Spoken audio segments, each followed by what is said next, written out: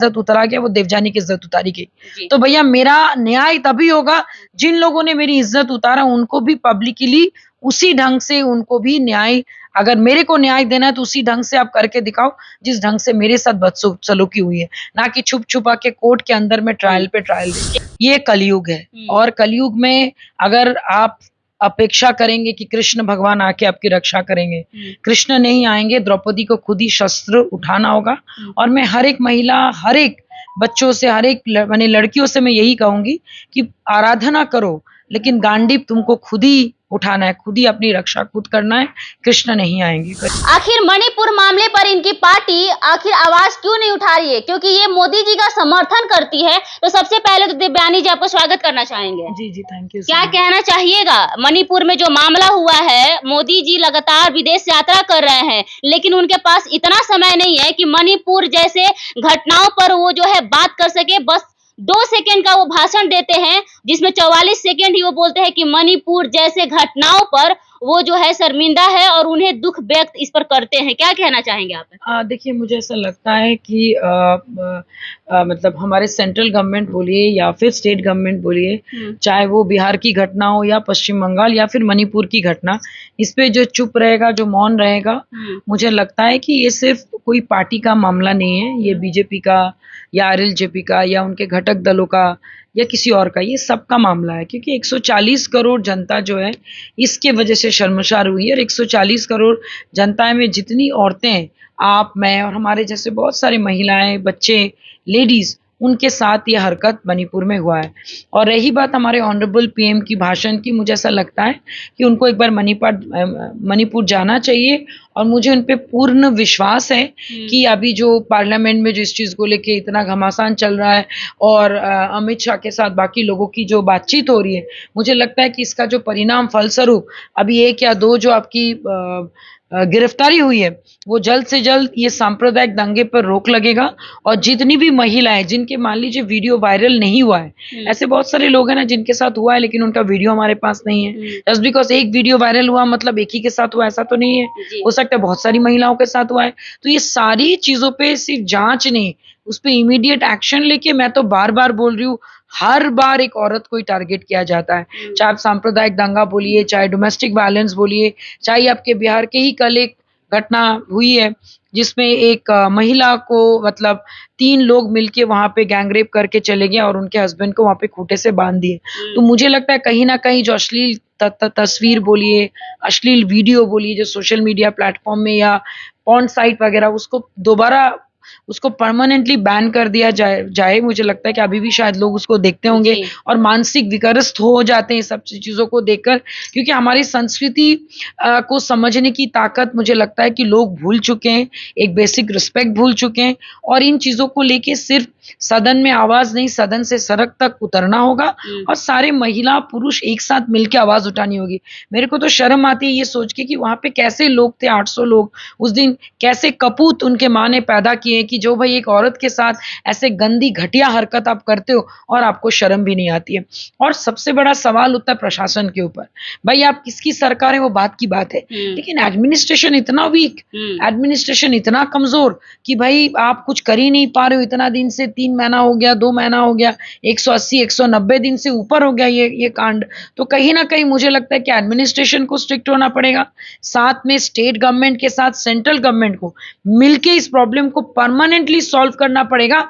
और हर बार औरत ही क्यों हर चीज का बलिदान दे, हर बार औरत के साथ ही ऐसा बदसलूकी होता है क्योंकि हमारा शारीरिक गठन वैसा है। तो इस चीज पे परमानेंट रोक लगनी चाहिए और संविधान में कुछ ऐसे लॉज आने चाहिए जिसमें हर बार हमें और आपको टारगेट ना किया जाए। मैं तो यही हमारे ऑनरेबल पीएम से अनुरोध करूंगा और ऑनरेबल पीएम ही हम सबको शिक्षित किए हैं। ऐसी कितनी महिलाएं हैं जो आपकी तरह आवाज उठाती है या बोलती है कि महिलाओं के लिए जो है सरकार को कुछ कदम उठाना चाहिए या फिर संविधान में कुछ ऐसे आर्टिकल लाने चाहिए जिससे लोग जो है डरे इन चीजों को करने से पहले। लेकिन जो है सरकार ना तो इस पर सोचती है, न ही इस पर विचार करती है और महिलाओं को हर बार पहले से लेकर आज तक जो है महिलाओं को टारगेट किया जाता रहा है और आगे भी किया जाता रहेगा। जैसा मणिपुर का मामला हुआ, मणिपुर में पुलिस के प्रशासन के सामने, प्रशासन के जीप के पीछे एक लड़की के साथ बलात्कार हुआ। वो न्यूड थी लेकिन प्रशासन वहां से भाग खड़ी हुई अपनी जान बचाकर। तो इस पर क्या कहना चाहिए? वही बात है ना, देखिए अब 800 लोग वर्सेस अगर 50 अगर मान लीजिए पुलिसकर्मी होगा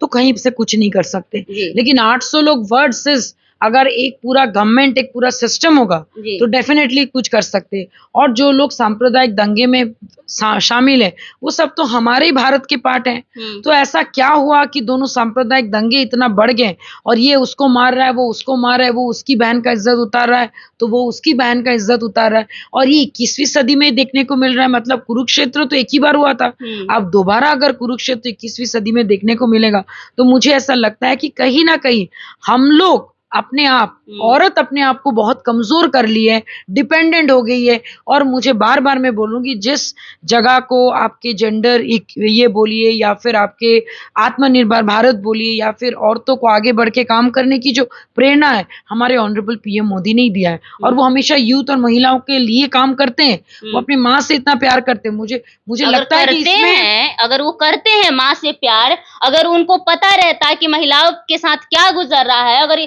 जेंडर इक्वालिटी के अगर वो संबोधित करते हैं कि हमारा जो जेंडर है इक्वल है, तो फिर आज वो चुप्पी क्यों साधे हुए हैं? क्यों नहीं जा रहे हैं मणिपुर में? क्यों बैठे हुए हैं? क्यों मीटिंग कर रहे हैं वो? नहीं, देखिए मैं तो एक बोलूंगी कि बीइंग अ प्रधान सेवक ऑफ द कंट्री बहुत इजी होता है कि उनको टारगेट करना।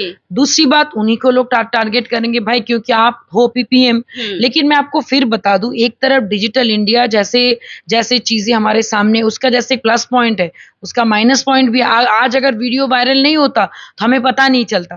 तो कहीं ना कहीं बताई जा रही है। जी हाँ, वही मतलब कि बहुत लेट से लोगों के सामने आई। लेकिन मुझे लगता है कि इसके साथ सेंट्रल गवर्नमेंट और स्टेट गवर्नमेंट को तालमेल रख के काम करना चाहिए। मुझे लगता है कि शुरू में शायद उनको लगा होगा कि सांप्रदायिक दंगे थोड़ा हल्के में शायद हम लोग चीजों को ले लिए, या फिर शायद जब तक एक बहुत बड़ा कोई कांड नहीं होगा तब तक हम लोग जगेंगे नहीं। लेकिन ये इससे बड़ा कुछ कांड तो हो भी नहीं सकता। वही बात है। आपने पीछे लिखा हुआ है सेफ गर्ल सेफ टुमारो, ये लिखा हुआ लगता है कि हमारी लड़कियां जो है सुरक्षित है और कल हमारा सुरक्षित हो सकती है। देखिए मैं तो हमेशा उम्मीद पे दुनिया कायम है। अगर उम्मीद नहीं होता तो 21वीं सदी तक हम लोग आगे नहीं बढ़ते।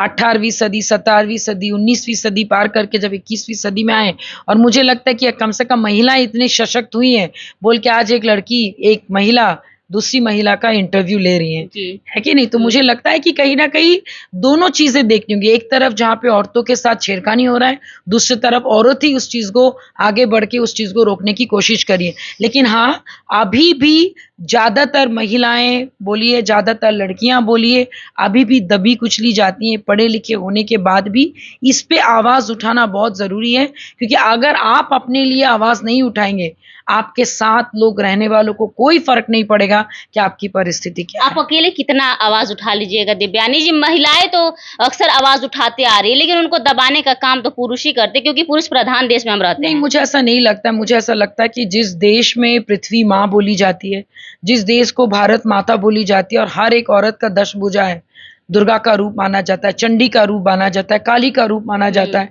तो बस समय समय पर आपको वो रूप का दर्शन लोगों को करवाना पड़ेगा।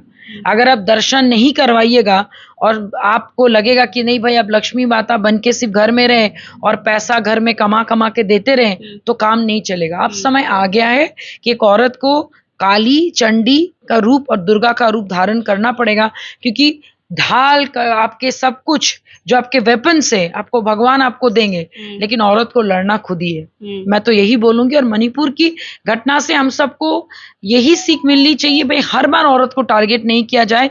इसके लिए संविधान में रूल्स एंड लॉज नए लाने चाहिए। लॉ अगर कानूनी चीजें चेंज नहीं होंगी तो ये हर बार होते रहेगा। ऐसे अपराधियों के लिए क्या लॉज लाना चाहिए? सीधा भाई उनका गला काटो आप। अगर आप मूवी में देखते हो किसी हीरो को गला काटते हो, आपका हीरो बन जाता है वो। बाहुबली मूवी में देवसेना को छेड़ दिया तो उसका गला काट दिया गया था। भल्लाल सेन ने या फिर किसी ने टच किया था उंगली तो गला काट दिया। तो यहाँ पे तो एक पूरा उनकी इज्जत उतार के उनको शर्मसार, उनके तो पूरा अंग काट देना आपको चाहिए। नहीं लगता है कि गला काटने के बजाय उनका उस अंग को काट दिया जाए जिसके बाद वो जिंदगी में पछताते रहे और इन चीजों को करने से डरे? इट्स नॉट अबाउट मैंने कोई भी अंग काटो, लेकिन ये पब्लिक ह्यूमिलिएशन जब हुआ है तो ये पब्लिकली उस चीज को मैंने लॉ एंड ऑर्डर को करना चाहिए, ना कि उसको जेल में ले जाके ट्रायल पे ट्रायल होना चाहिए। अगर आपने मेरी इज्जत पब्लिकली उतारा है, मुझे लगता है कि मणिपुर में जिन महिलाओं का बिल्कुल सही। मेरा आपसे एक आखिरी सवाल रहेगा देवयानी जी, जैसे द्वापर युग में पांचाली का जो है चीरहरण हो रहा था, उस समय कृष्ण भगवान उनकी रक्षा किए थे, उनकी इज्जत की लाज रखे थे। लेकिन आज के जमाने में जब हमारी बेटियों के साथ, हमारे साथ, महिलाओं के साथ ये सारी घटनाएं होती है, सीधे न्यूड करके, अब तो ऐसा आ गया कि न्यूड करके रोड पर नचा दिए जा रहे हैं, पैराड किया जा रहा है। कौन आएगा बचाने के लिए उनकी इज्जत देखिए, मैं को? आपको सब सच बताऊं तो